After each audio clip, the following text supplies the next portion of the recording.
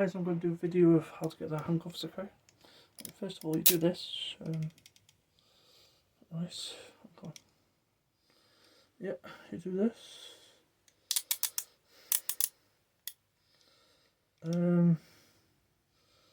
Then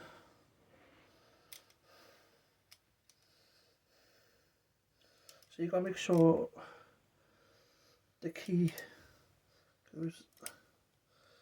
Yeah, that's it. That's what you gotta do. Then you gotta get yourself. You get yourself in handcuffs. Okay. I'm resting myself. Okay. See, resting myself there. Right.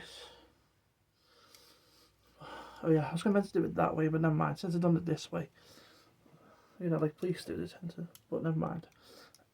It'd probably be easier to show you this way anyway. So what I do is I put the key. Put the key in here, and I turn the key. Now you've got to turn it more. I don't always get it perfect. But voila, I got myself out of it. Now for the next one.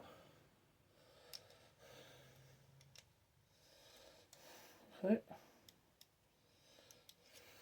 See? How's it going? Yeah, sometimes you can get red marks. I don't think it's too bad, but you can get red marks, you know, if it's too tight.